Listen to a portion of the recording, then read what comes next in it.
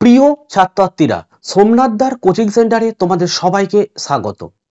উচ্চ মাধ্যমিক 2025 তোমাদের সামনে টেস্ট পরীক্ষা, তারপর ফাইনাল পরীক্ষা।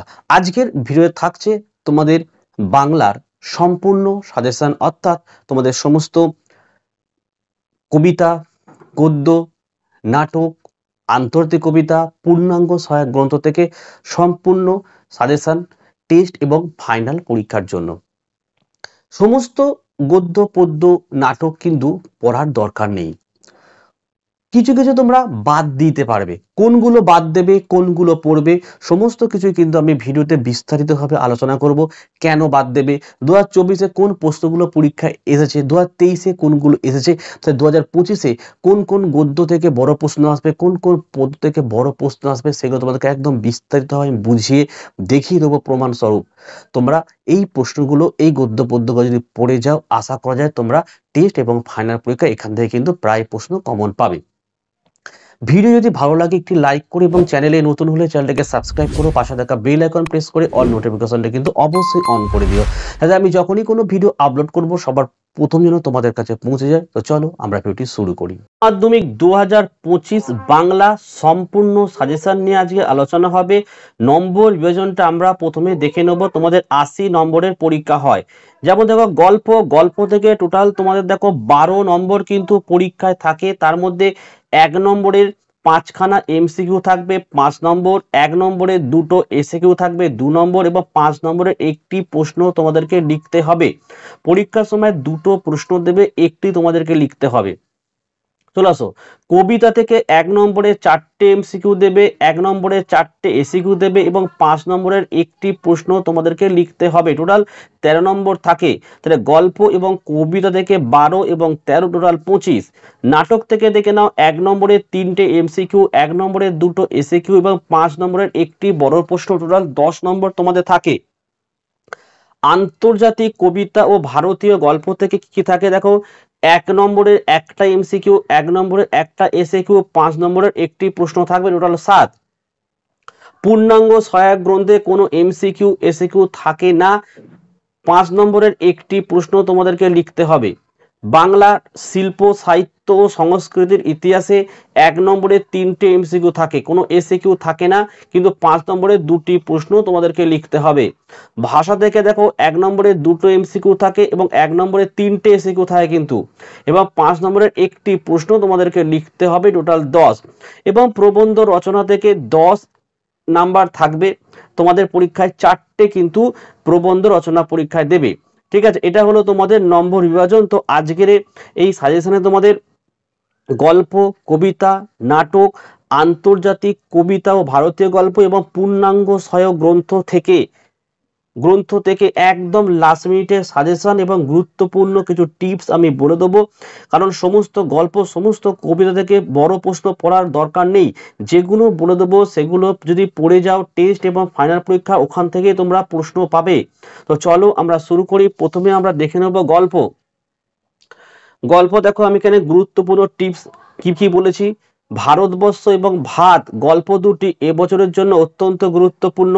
তোমাদের 3খানা গল্প রয়েছে, একটা হচ্ছে ভাত রয়েছে, একটা রয়েছে ভারতবর্ষ, একটা হচ্ছে কে বাঁচায় কে বাঁচে। যদি তোমরা ভাত এবং ভারতবর্ষ এই দুটি গল্প থেকে যদি তোমরা বড় প্রশ্ন পড়ে যাও, তাহলে কে বাঁচায় থেকে পড়ার কোনো দরকার নেই, কারণ এবছরে এই দুটো থেকে প্রশ্ন আসবেই আসবে। কোন কোন প্রশ্নগুলো এবছরের জন্য গুরুত্বপূর্ণ দেখো। 1 নম্বর, বাদার ভাত খেলে তবে তো সে আসল বাদাটার খোঁজ পেয়ে যাবে একদিন। বাদা কাকে বলে, উদ্দিষ্ট ব্যক্তির এই রকম মনে হওয়ার কারণ কি।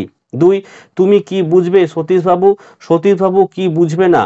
সতীশবাবুর উচ্চপের সঙ্গে কেমন আচরণ করেছিল। 3, দাঁতগুলো বের করে সে কামটের মতোই হিংস্র ভঙ্গি করে। কে কার প্রতি এরূপ আচরণ করেছিল, তার এরূপ আচরণের কারণ বিশ্লেষণ করো। 4 প্রশ্ন দেখো, এ সংসারে সবকিছু চলে বড় পিসিমার নিয়মে। বড় পিসিমাকে গল্পে পিসিমা চরিত্র বিশ্লেষণ করো। 5, যা আর নেই, যা ঝড় জল মাদলার গর্ভে গেছে, তাই খুঁজে খুঁজে পাগল হয়েছিল। দুর্যোগটির বর্ণনা দাও। দুর্যোগটি উৎসবকে কিভাবে প্রভাবিত করেছিল। ছয়ের প্রশ্ন, তারপরে মনে পড়ে যায় রাতে ঝড় হয়, কার মনে পড়ে যায়? সেই দুর্যোগের রাত্রির বর্ণনা দাও।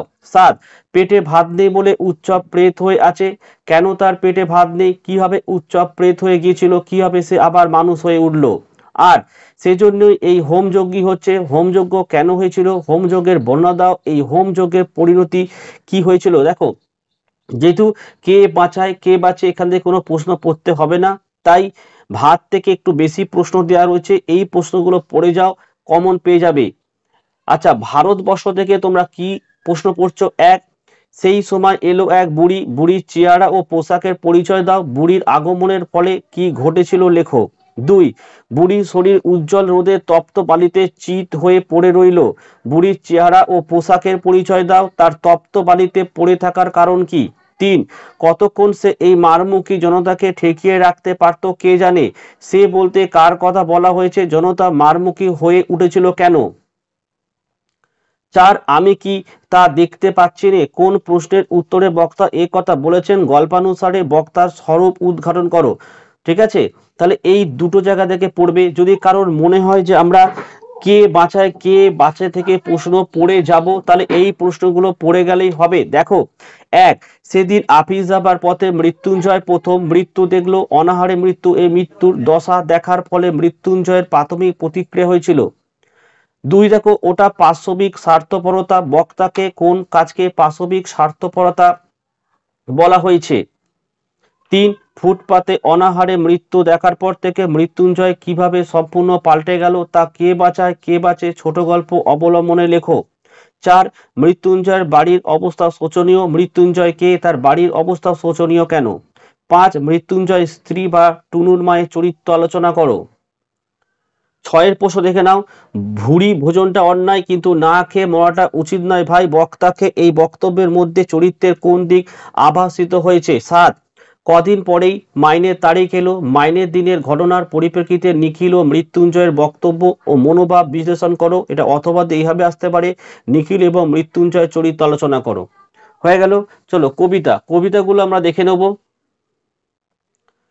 কবিতা, দেখো কবিতা থেকে সমস্ত কবিতা থেকে বড় প্রশ্ন পড়ার কোনো দরকার নেই। দেখো, শিকার, রূপনারায়ণের কুলে আর ক্রন্দনরতা জননীর পাশে, এই তিনটি কবিতা এবছরের জন্য অত্যন্ত গুরুত্বপূর্ণ। এখান থেকেই তোমরা বড় প্রশ্ন পড়ে যাও, বাকি কবিতা তোমরা বাদ দিয়ে দাও, কোনো সমস্যা হবে না। তো চলো আমরা প্রথমে রূপনারায়ণের কুলে থেকে দেখে নেবো কি কি প্রশ্ন এবছরে 5-এর আসতে পারে। 1, রূপনারায়ণের কুলে জেগে উঠলাম, জেগে ওঠার পর কবির উপলব্ধি বর্ণনা দাও। 2, দেখো, আমৃত্যুর দুঃখের তপস্যা এ জীবন, কবি জীবনকে দুঃখের তপস্যা কেন বলেছেন তাৎপর্য ব্যাখ্যা করো। 3, দেখো, মৃত্যুতেই সকল দেনা শোধ করে দিতে, কোন দেনা শোধের কথা বলা হয়েছে, কবিতা অবলম্বনে আলোচনা করো। 4, সত্য যে কঠিন সে কখনো করে না বঞ্চনা, এই উপলব্ধিতে কবি কিভাবে উপনীত হয়েছে। 5, রক্তের অক্ষরে দেখিলাম আপনার রূপ, চিনিলাম আপনার আঘাতে আঘাতে বেদনায়, আঘাতে এবং বেদনার মধ্য দিয়ে কবি কিভাবে নিজেকে চিনতে পারলেন তাৎপর্য আলোচনা করো। এই 5টা প্রশ্ন ভালোভাবে পড়ে যাও। শিকারটা খুবই সোজা এবং এখান থেকে বছরে প্রশ্ন আসার চান্স প্রায় 99%। ভালো করে শিকার পড়ে যাও। শিকার কবিতা থেকে এই প্রশ্ন পড়ে যাও। দেখো, 1, এই ভোরের জন্য অপেক্ষা করছিল, কে অপেক্ষা করছিল, তার অপেক্ষার পরিণতি কি হয়েছিল। চলো 2 প্রশ্নটা একবার দেখে নাও, এসেছে সে ভোরের আলোয় নেমে, সেই ভোরের বর্ণনা দাও, সে ভোরের আলোয় নেমে আসার পর কি কি ঘটলো। 3, শিকার কবিতায় হরিণটি আসলে নাগরিক লালসার শিকার, এ প্রসঙ্গে আলোচনা করো। 4, মোরগ ফুলের মতো লাল আগুন, আগুন জ্বললো আবার, শিকার কবিতা দুবার আগুনের প্রসঙ্গ কোন 2 ব্যঞ্জনায় ব্যবহৃত হয়েছে সে প্রসঙ্গে আলোচনা করো। এই 4টি প্রশ্ন যদি পড়ে যাও এখান থেকে তো কমন আসবেই, কমন যদি নাও পাও এইখান থেকেই লাইন তুলে প্রশ্ন আসতে চলেছে পরীক্ষায়। চলো 3 নম্বর দেখো, ক্রন্দনরতা জননীর পাশে। 1, আমি তা পারি না, কবি কি পারেন না, যা পারি কেবল কবি কি পারে, যা পারি কেবল কবি কি পারে, এই প্রশ্নটি ভালো করে পড়ো। 2, দেখো, ক্রন্দনরতা জননীর পাশে কবিতায় কবি জননীকে ক্রন্দনরতা বলেছেন কেন, এই পরিস্থিতিতে কবির কি করা উচিত বলে মনে করেছেন। 3, আমি কি তাকাবো আকাশের দিকে, বিধির বিচার চেয়ে আমি কে, এরূপ বলার কারণ কি। 4, নিয়ত ভাইয়ের শবদেহ দেখে নাই যদি হয় ক্রোধ, নিয়ত ভাই বলতে কবি কাকে বুঝেছেন, ঊর্ধ্বিতাংশে কবির কোন মনোভাব প্রকাশিত আলোচনা করো। 5, কবিতায় জাগে আমার বিবেক আমার বারুদ বিস্ফোরণের আগে। কোন প্রসঙ্গে এই মন্তব্যে কবির কোন মনোভাব প্রকাশ পেয়েছে আলোচনা করো। এবার চলে আসো নাটক। গুরুত্বপূর্ণ টিপস, দুটি নাটকের মধ্যে যে কোনো একটি নাটক প্রস্তুত করলেই হবে, ঠিক আছে। একটা হচ্ছে বিভাব আর একটা হচ্ছে নানা রঙের দিন। তোমাদের কাছে যেটা সব থেকে ভালো তোমার কাছে সেটাই তুমি ভালোভাবে পড়ে যাও, প্রস্তুত করে যাও প্রশ্নগুলোকে। এবং নাটকগুলো কিন্তু অবশ্যই সময় করে তোমরা অন্তত 3-4 বার 5 বার কিন্তু রিডিং যদি পড়ে রাখো না, তাহলে কিন্তু খুব সুবিধা হবে প্রশ্নের উত্তরগুলো তৈরি করতে। তো দেখো বিভাব থেকে যারা পড়ে যাবে এই প্রশ্নও দেখে যাও। 1 নম্বর, জীবন কোথায়, কে কাকে বলেছেন, বক্তা জীবনকে কোথায় খুঁজে পাওয়া যাবে বলে মনে করেন। 2, আমাদের মনে হয় এর নাম হওয়া উচিত অভাব নাটক, অভাবের চিত্র বিভাব নাটককে কিভাবে প্রকাশ পেয়েছে লেখো। 3 প্রশ্ন, আর একবার এক মারাঠি তামাশায় দেখেছিলাম, বক্তা মারাঠি তামাশায় কি দেখেছিলেন, বক্তা কেন কোন প্রসঙ্গে মারাঠি তামাশার কথা বলেছিলেন। 4, বিভাব কথাটির সাধারণ অর্থ কি, বিভাব নাটকটির নামকরণ কতখানি তাৎপর্যপূর্ণ আলোচনা করো। 5 প্রশ্ন, এমনি সময় হঠাৎই এক সাহেবের লেখা পড়লাম, এমনি সময় বলতে কোন পরিস্থিতির কথা বলা হয়েছে, সাহেবের নাম কি, তিনি কি লিখেছিলেন। 6, একাঙ্ক নাটক হিসাবে বিভাব নাটকে যে সমস্ত বৈশিষ্ট্যগুলি উঠে এসেছে আলোচনা করো। এই 6টি প্রশ্ন পড়লেই তোমরা কমন পাবে। 2 প্রশ্ন, নানা রঙের দিন, দেখো প্রতিটি প্রশ্নের মান 5। যারা নানা রঙের দিন পড়তে চাও তোমরা এগুলো পড়ে যাও। দেখো 1, নানা রঙের দিন একাঙ্ক নাটক হিসাবে কতখানি সার্থক আলোচনা করো। 2, প্রাক্তন অভিনেতা রজনী চাটুর্যের প্রতিবার অপমৃত্যুর করুণ সংবাদ কে বলেছেন, এই অপমৃত্যু কিভাবে ঘটে বলে বক্তা মনে করেন। 3 প্রশ্ন দেখে নাও, আমি রোজ লুকিয়ে লুকিয়ে গ্রিন রুমে ঘুমোই, চাটুর্য মশাই কে জানেন না, কোন নাটকের অংশ, বক্তাকে, তিনি কেন গ্রিন রুমে ঘুমান। 4 প্রশ্ন, নানা রঙের দিন নাটক অবলম্বনে রজনীকান্ত চট্টোপাধ্যায় চরিত্র আলোচনা করো। 5, এই তো জীবনের সত্য কালীনাথ, বক্তাকে জীবনের সত্য বলতে বক্তা কি বুঝিয়েছেন। 6, নানা রঙের দিন নাটকের মঞ্চসজ্জা এবং একাঙ্ক নাটকের বৈশিষ্ট্য আলোচনা করো। তাহলে দুটো নাটক থেকে একটি নাটক তোমরা কিন্তু ভালো করে পড়ে যাবে। আন্তর্জাতিক কবিতা এবং ভারতীয় গল্প, এখানেও কিন্তু সেম, পড়তে জানে এমন এক মজুরের প্রশ্ন এবং অলৌকিক, এই দুটো যে তোমাদের ভারতীয় গল্প রয়েছে, তোমরা যার কাছে যেটা ভালো লাগে তোমরা সেটাই পড়ে যাও, কিন্তু আমার মনে হয় যদি অলৌকিকটা পড়ে যাও তাহলে অল্প প্রশ্ন পড়লেই কিন্তু সিও তোমরা কমন পাবে। যাই হোক, পড়তে জানে এমন এক মজুরের প্রশ্ন যারা পড়বে তোমরা এই প্রশ্নগুলো রেডি করে রাখো। 1, ভারত জয় করেছিল তরুণ আলেকজান্ডার একলাই নাকি, আলেকজান্ডার কে ছিলেন, একলাই নাকি বলতে কবি কি বুঝিয়েছেন। 2, দেখে নাও, কে আবার গড়ে তুললো এতবার, কে গড়ে তোলার কথা বলা হয়েছে, এই প্রশ্নের মাধ্যমে কবি কি বলতে চেয়েছেন। 3, বইয়ে লেখা রাজার নাম, রাজা কি পাথর ঘাড়ে করে আনতো, কারা কেন পাথর ঘাড়ে করে এনেছিল। 4, দেখো, সেই সন্ধ্যায় কোথায় গেল রাজমিস্ত্রিরা, রাজমিস্ত্রিরা কি নির্মাণ করেছিল, এই প্রশ্নের মাধ্যমে বক্তা কি বলতে চেয়েছেন। 5, পাতায় পাতায় জয়, জয় উৎসবের ভোজ বানাতো কারা, পাতায় পাতায় কাদের জয় লেখা, জয় উৎসবের ভোজ যারা বানাতো তাদের প্রতি কবি কি মনোভাব প্রকাশ পেয়েছে। অলৌকিক থেকে 4টি প্রশ্ন পড়লে হয়ে যাবে। 1, অলৌকিক গল্পে হাত দিয়ে পাথরের চাই থামানোর ঘটনাটি লেখক প্রথমে বিশ্বাস করেননি, কেন, পরে কিভাবে সেই ঘটনা তার কাছে বিশ্বাসযোগ্য হয়ে উঠল। 2 প্রশ্ন একবার দেখে নাও, হঠাৎ শিষ্য মর্দানার জল তেষ্টা পেল, তেষ্টা মেটানোর জন্য মর্দানাকে কি করতে হয়েছিল। 3, ঝড়ের বেগে ছুটে আসা ট্রেনটি থামানো গেল, পাথরের চাই থামানো যাবে না, ট্রেনটি থামানোর কেন প্রয়োজন হয়েছিল, কিভাবে থামানো হয়েছিল। 4, গল্পটা আমাদের স্কুলে শোনানো হলো, গল্পটা কি, স্কুলে গল্পটা শুনে লেখকের কি প্রতিক্রিয়া হয়েছিল।